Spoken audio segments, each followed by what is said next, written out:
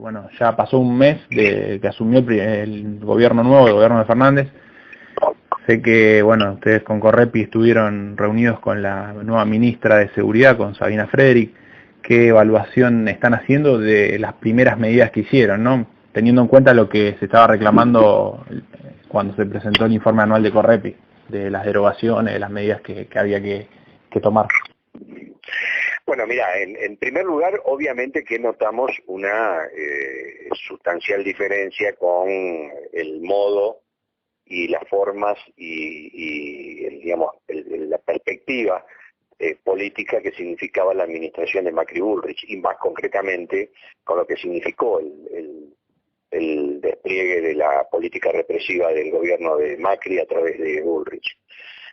Nosotros, es verdad, fuimos recibidos por la ministra Frederick en una ronda de consultas que hizo con varios organismos.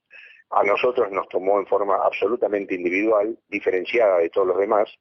Nosotros fuimos para colocar 17 puntos de nuestra propia agenda, que entendemos básicos, y para definir claramente una situación que tiene que ser sustancialmente distinta a la vivida con Macri y Bullrich. Entre ellas, algunas ya fueron tomadas por el Ministerio, como fue el caso, por ejemplo, de la derogación del 956, que era el decreto, o la resolución, mejor dicho, que permite a las fuerzas de seguridad, o permitía a las fuerzas de seguridad disparar en cualquier circunstancia. Del mismo modo que el decreto o la resolución también administrativa, que se llamaba el ofensor de trenes. Recordarás aquella disposición de Bullrich por el cual las terminales de trenes se podía detener a cualquiera bajo la consigna de que debían identificarse por si estaban cometiendo o eran autores de algún delito en algún otro momento, tenían antecedentes. Y eso fue también derogado. Es decir, de los 17 puntos que nosotros llevamos, fueron derogados al tiempo de la reunión con nosotros 4. Después quedaron un montón de ellos que a lo largo de la gestión veremos qué pasa. Ya hay algunos que no nos gustan nada, como es por ejemplo la ratificación del Comando Unificado, que surgió como producto de la reunión entre Frederick y Bernie. Es un mecanismo que nosotros entendemos más que nada destinado al control de la protesta social y a la militarización de los barrios, porque no cambia en absoluto la situación que recibió el gobierno en cuanto a que en las barriadas el despliegue de policías locales, más gendarmería, prefectura y policía de seguridad aeroportuaria, es un hecho incontrastable, y por otro lado significa un grave riesgo para la población civil indefensa. Esto está muy claro.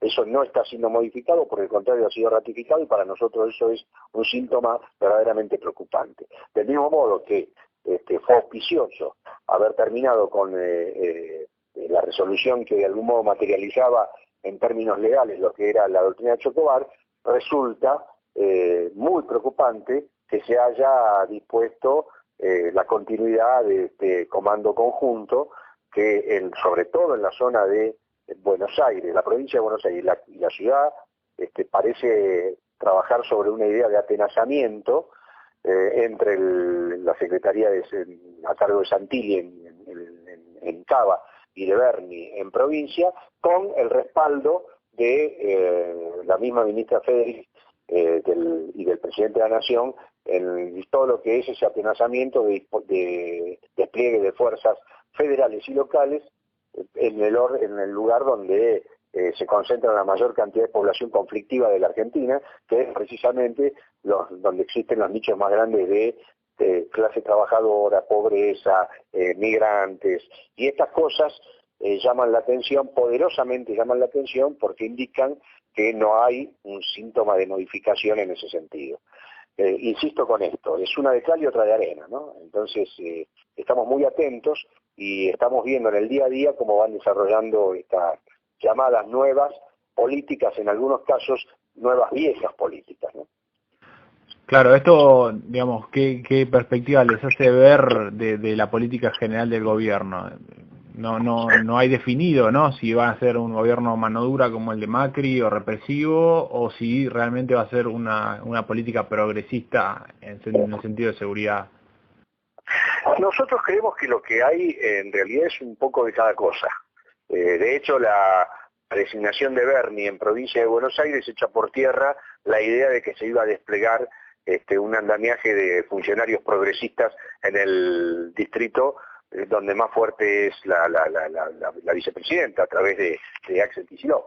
Evidentemente aquí hay una reafirmación de un componente sumamente peligroso y reaccionario, así lo catalogamos a Berni, que por ejemplo ha mantenido en el cargo a Lugones, que es un representante de la política nada menos que de Vidal Ritondo, del riñón de esa política.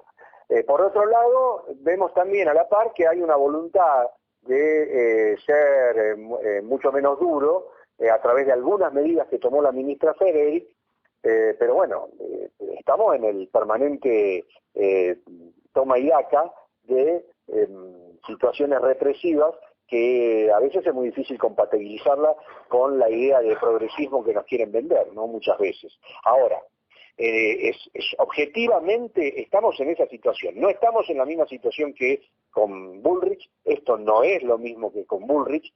Eso hay que aclararlo rápidamente. Hay concretamente, insisto, medidas que se han tomado que permiten de algún modo cifrar alguna expectativa en que los datos del archivo este año puedan ser de algún modo menos graves de lo que fueron durante los 4 años de Macri. Macri representó un muerto cada 19 horas en manos del Estado, es la representación más acabada del gobierno más represor del 83 a la fecha.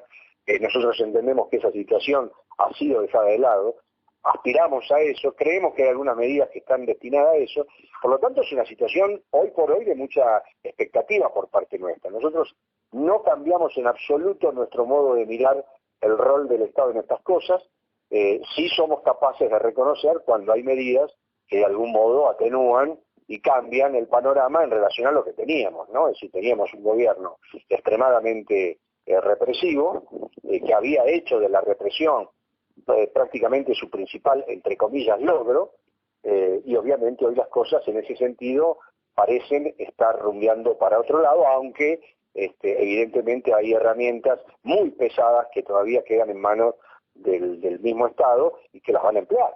El otro caso es, por ejemplo, nosotros estamos a la espera de ver qué nos responden a la agenda en el punto referente a la culminación de las detenciones arbitrarias y sobre todo a la puesta en práctica de la resolución de la Comisión Interamericana de Derechos Humanos que condenó a la Argentina ya en el 2004 a dejar de lado las detenciones arbitrarias porque, entre otras cosas, es tras las detenciones arbitrarias donde se ocasionan más del 50% de las muertes ocurridas en los lugares de detención.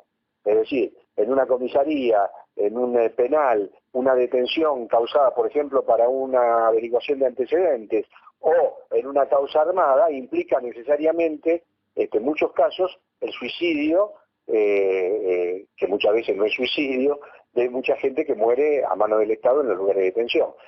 Para eso hay una resolución que debe ser puesta en práctica. Eso es simplemente la puesta en práctica, es poner en vigencia la resolución de la Comisión de Derechos Humanos, Interamericana de Derechos Humanos, que hasta el momento no ha salido, y esto, insisto, data de 15, 16 años. Y bueno, y como eso, medidas que son necesarias de algún modo remarcar y que no ayudan en absoluto, como es el caso, por ejemplo, de la provincia de Santa Fe, que pretende resolver el tema con la bala en la recámara, esta resolución del ministro Saín de Seguridad Provincial, que en realidad lo que está haciendo es copiar una resolución no escrita que sí rige para los integrantes de lo que era la Policía Federal, hoy Policía de la Ciudad, que es esto de llevar el arma en condiciones de ser disparada en forma inmediata, gatillada, por así decirlo, martillada, con una bala en recámara significa eso, y esto implica necesariamente el acrecentamiento del poder de fuego del Estado. Como verás, lo que nosotros estamos diferenciando claramente son aquellas medidas que por supuesto entendemos que son auspiciosos y que auguran una baja en el nivel de agresividad del Estado, pero también nombramos las medidas que la contrarrestan y parecen neutralizarlas. Entonces hay una situación que se va a ir dando a medida que vaya caminando el gobierno, donde se va a poder ser más precisos en tirar perspectivas.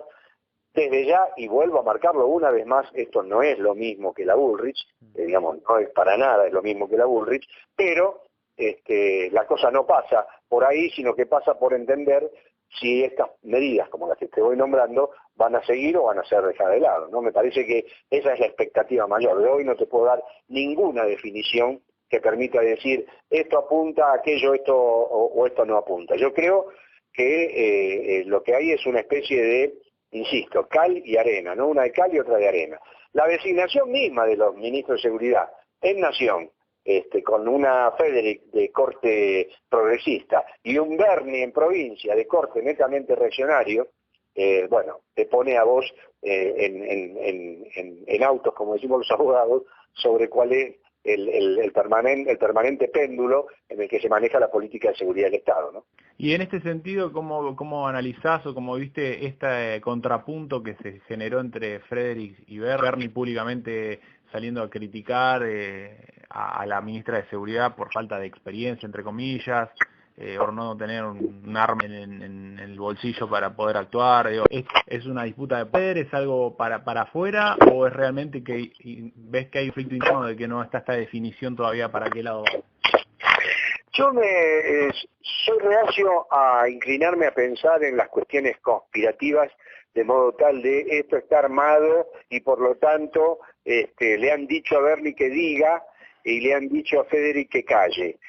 A mí me parece que no, a mí me parece que Berni expresa lo que nunca dejó de ser Berni, un elemento absolutamente reaccionario, un elemento justificador de las Taser, un elemento blanqueador de la propia ministra Bullrich a través de haber manifestado en su momento la total coincidencia con el manejo del tema Chocobar, un ministro con el cual, cuando era secretario de Seguridad, desplegó una política represiva que innegablemente lo coloca entre los secretarios de Seguridad más nefastos de la historia. Yo he tenido con él un contrapunto en enero del año pasado en el programa de Silvestre en C5N, y ahí quedó muy claro que él se posicionaba en una vereda y nosotros en otra. Así que no tengo por qué pensar que lo que diga Berni no es lo que realmente piensa, creo que es eso, que expresa eso, y por qué se da esto en el contexto de poner a una ministra de otro palo, o por así decirlo, de un carácter mucho más progresista y menos sesgado que el de Berni en el Gabinete Nacional, y la verdad que ahí ya es entrar en el terreno de las hipótesis, las conjeturas. Obviamente nadie lo puede explicar, nadie puede sacar una conclusión definitiva del tema. Nosotros estamos en la misma situación. No decimos que Federic es bueno y que Berni es malo. Decimos que hay una situación muy concreta de contradicción entre el mensaje que se baja desde Nación y el mensaje que se presume iba a ser el que iba a dominar a toda la gestión, y hoy ante, por ejemplo, el Comando Unificado, pareciera ser que esas disputas de carácter discursivo es puro fuego de artificio. Aquí lo que vale es en principio la medida concreta, y la medida concreta es el Comando Unificado, que para nosotros es verdaderamente una cosa muy grave. Y esta idea que tiene, por ejemplo, expresados del Ministerio de Seguridad en la Nación, de armar un Consejo Federal para coordinar tareas, por ejemplo, de la Policía Federal o de las fuerzas provinciales, ¿esto lo ves con esta idea del comando unificado que me estás planteando? ¿O tenés la información capaz que la ministra les dejó saber de que van a convocar a otros actores que no sean solamente de las fuerzas para poder ver cuál sería la política general? Mira, realmente el tema no se tocó, el tema no se tocó porque en realidad eso fue un comentario anterior, pero vos viste que hasta salió y desapareció de los titulares hoy lo del Consejo de Seguridad. Sí. Quedó el Comando Unificado, pero el Comando Unificado ya estaba, el Consejo de Seguridad hipotéticamente, y vuelvo a hablar del terreno de la hipótesis, porque no está nada firme ni siquiera se ha vuelto a poner en el tapete, se integraría con otros integrantes, incluso hasta de los organismos sociales. Te anticipo que nosotros no vamos a formar parte, ni vamos a integrar ningún consejo, ni comisión, ni vamos a formar parte de nada que tenga que ver con el aparato represivo del Estado. Si a eso te referís en cuanto a la integración de ese consejo, es claro y contundente. No, nosotros no estamos de acuerdo con eso, no estamos de acuerdo y además no integraríamos, incluso por propia genealogía ideológica e histórica de Correpi, no podríamos integrar eso. Así que está más que claro. La ministra lo tiene claro porque eso también fue uno de los comentarios que en forma enfática ella realizó con relación a cuál era el rol que ella entendía que Correpi debía tener, ¿no? Y que nosotros le adelantamos y le anticipamos diciéndole algo así como ni hace falta, pero por las dudas ratificamos que no vamos a formar parte de ningún tipo de organismo de esa característica, ¿no? Te hago la última pregunta respecto a una mención que hiciste en una de las preguntas que me fuiste respondiendo. El presidente hoy salió a hablar que en la Argentina no hay presos políticos, que hay presos arbitrarios. Vos me diste una definición de presos arbitrarios. Él se refería a los casos, por ejemplo, Milagro Sala y Vudú.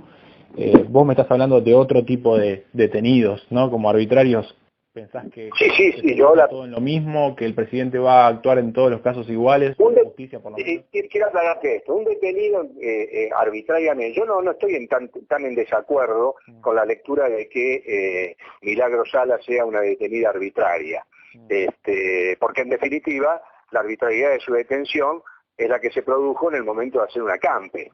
Pero para nosotros eso precisamente es el concepto de preso político, porque lo es en condiciones de haber salido a luchar políticamente o socialmente o sindicalmente, y para nosotros cualquiera que sale en esas condiciones, sea del palo que fuere, integra el listado y es detenido, integra el listado de los presos políticos. Por eso para nosotros es preso político Milagro Sala, pero no lo es Vudú, por ejemplo. Claro. Esto que quede claro. Lo era Daniel Ruiz. Lo puede ser hasta Delía, por el famoso tema de la comisaría, ¿te acordás? Sí. Pero de ninguna manera debido, por ejemplo. Nos entendemos que esos son sí detenidos en condiciones arbitrarias por la inequidad que presenta el manejo de las prisiones preventivas, y que no constituyen presos políticos. Ahora yo, en lo personal, no tengo ninguna duda que Milagro Sala, que Delía son presos políticos como lo fue Daniel Ruiz. Digamos, en eso no tengo duda. Ahora, estoy muy cerca de pensar que hay detenciones arbitrarias en función del abuso de la prisión preventiva. Pero insisto, el caso de Milagro Sala es completamente diferente porque se originó su detención por una razón política y después le fueron armando distintas causas o demandándola por distintas causas, pero con ella detenida a partir de una vendetta política. Entonces, para nosotros es presa política. Es decir, digamos, esto tiene que quedar muy claro, ¿no? Es probable que el presidente de la Nación diga que no se diga que en mi gobierno hay presos políticos. Bueno, yo debo decir que mientras Milagro Sala permanezca detenida y en función de aquella detención, es una presa política. Después que queda la responsabilidad de la justicia